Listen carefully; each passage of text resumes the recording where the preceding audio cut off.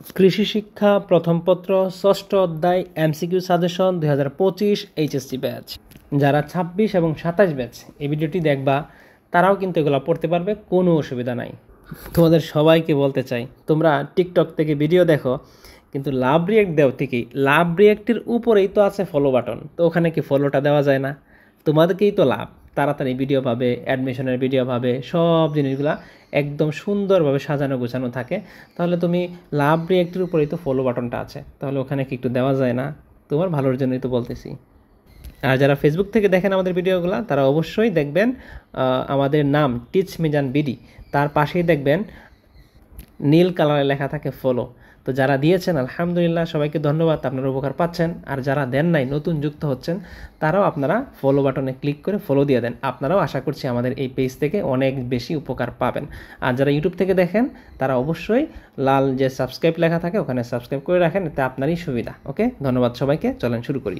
আরেকটা কথা, সেটা হলো যে আমাদের যে পেজ আছে ওখানে কিন্তু আমরা পিডিএফটা দিয়ে থাকি, প্লাস হলো টিকটকেও দিয়ে থাকি পিডিএফটা। তো এখান থেকে আপনারা পিডিএফটা দেখে পড়ে নিতে পারেন। ওকে, চলেন দেখেন কত ডিগ্রি সেন্টিগ্রেড তাপে শাকসবজি সংরক্ষণ করা হয়। সেটা হলো 4 ডিগ্রি। শাকসবজি পচনের প্রধান কারণ কোনটি? তাপমাত্রা। তাজা ফল ও সবজিতে কত শতাংশ পানি থাকে? সেটা হলো 70 থেকে 80। ফল ও শাকসবজি সংরক্ষণে প্রধান কারণ কোনটি? পচন থেকে রক্ষা করা। আমাদের দেশে শতকরা কত ভাগ খাদ্যশস্য পোকার দ্বারা নষ্ট হয়? 10 থেকে 12%। সবজি পচনের মূল কারণ কোনটা? পরিবেশ প্রতিকূল অবস্থা। ফল পাকার সময় কোন গ্যাস বেশি নির্গত হয়? সেটা হলো ইথিলিন। এটা খুব ইম্পর্টেন্ট, ইথিলিন। শাকসবজি ও ফল সংরক্ষণের জন্য নিচের কোনটি অবশ্যই করা দরকার? সেটা হলো 1 ও 2, অর্থাৎ তাপমাত্রা, আরেকটা হলো আর্দ্রতা। শাকসবজি শোধন করা হয় কোনটি দ্বারা, অর্থাৎ কোন পদ্ধতি দ্বারা শোধন করা হয়? সেটা হলো SO2 দ্বারা। শাকসবজি শোধনে কোন গ্যাসের ধোঁয়া ব্যবহার করা হয়? সেটা হলো SO2। ওকে, খাদ্য প্রক্রিয়াজাত করতে সিরকা কেন ইউজ করা হয়? জীবাণুমুক্ত করতে। তাহলে সিরকা একটা ওষুধের মতো কাজ করে, জীবাণুমুক্ত ইউজ করা হয়।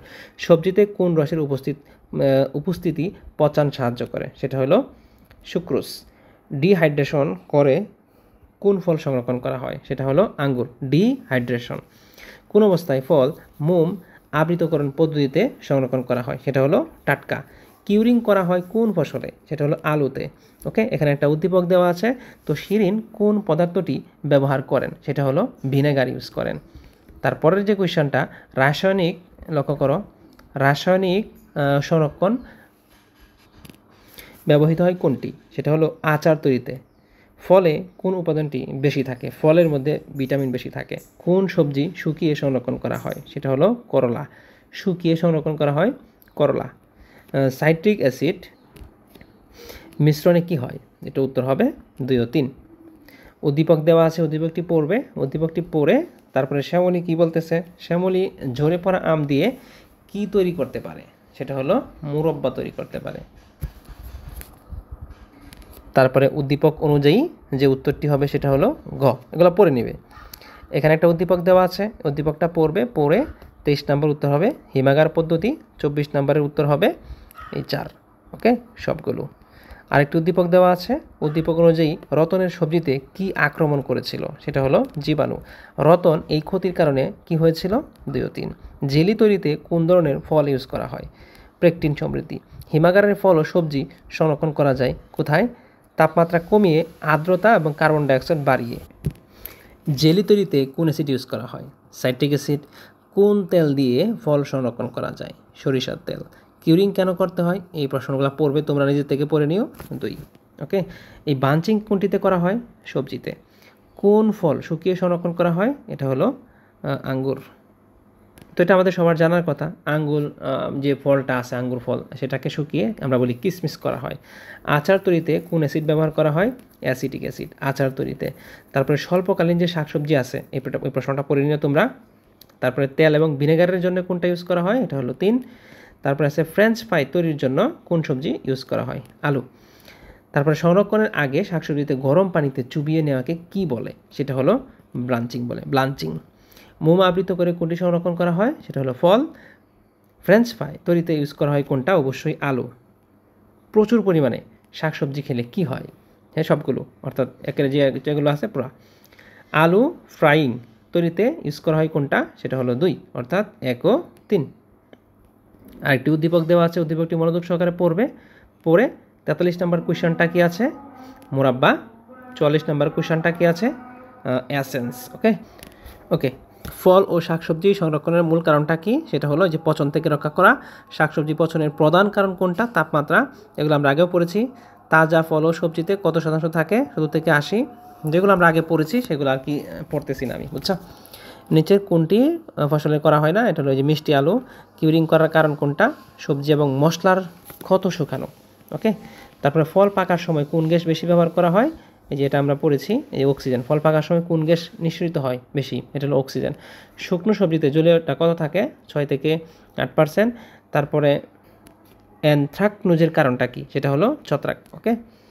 তারপরে এই পাশে আছে শ্বসনের ফলে সবজিতে কি হয়, সেটা হলো কার্বন ডাইঅক্সাইড।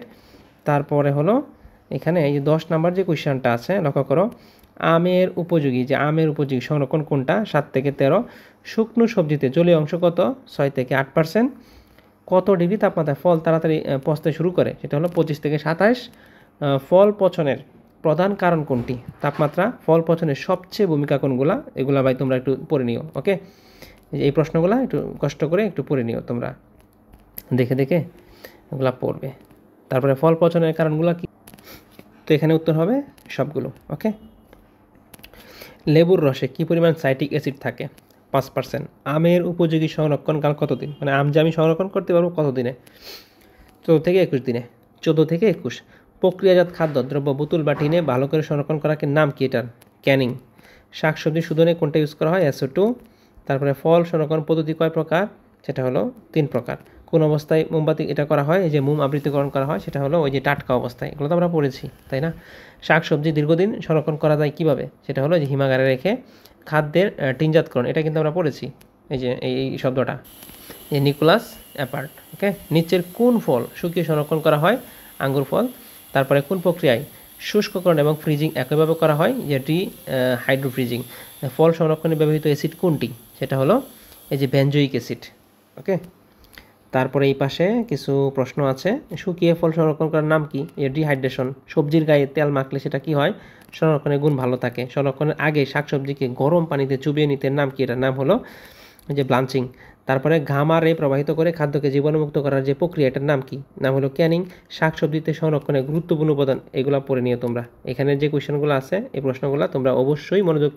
আমি একটা কথা বলে রাখি, সবগুলো পড়ে যেতে পারলে একদম 25-এ 25 পাইবা। আর এখানে আছে যেটা, তারপরে এই প্রশ্নগুলো, এই যে এখানে উদ্দীপক আছে 36 পড়বে, তারপরে 37 পড়বে। এইটা যেহেতু আমরা PDF দিব, যারা ইউটিউব থেকে আমাদের ভিডিও দেখো তারা অবশ্যই আমাদের পেজ টিচ মিজান বিডি যে পেজে আসবা, এসে পেজটাকে ফলো করে তুমি জাস্ট এখান থেকে দিয়ে রাখতেছি আমি, ওখান থেকে পড়ে নিও এই যে প্রশ্ন। তারপরে আছে হলো এই পাশে আছে এই যে একটা উদ্দীপক দেওয়া আছে, উদ্দীপক অনুযায়ী তোমাকে প্রশ্নগুলো পড়ে নিতে হবে। এই উদ্দীপকগুলো পড়ে জাস্ট প্রশ্নগুলো পড়ে নেবে। তারপরে যে ফ্রেঞ্চ ফ্রাই, আবার এই যে আসছে যে এটা কিন্তু আমরা আগেও পড়ছি, এই যে এখানে 41, তারপরে 42, তারপরে 43, তারপরে 44, এদিকে 45, 46, 47, 48, 49, 50।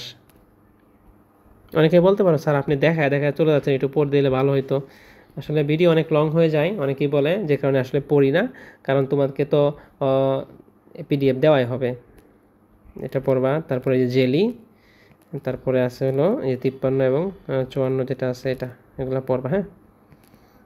তারপরে এই যে 54, এই যে 55 একটা উদ্দীপক দেওয়া আছে, উদ্দীপক অনুযায়ী জিনিসটা সুন্দর করে পড়বে, সাথে ব্যাখ্যাও দেওয়া আছে। সময় যেহেতু কম, দ্রুত পড়তে হবে, এই হলো ব্যাপার।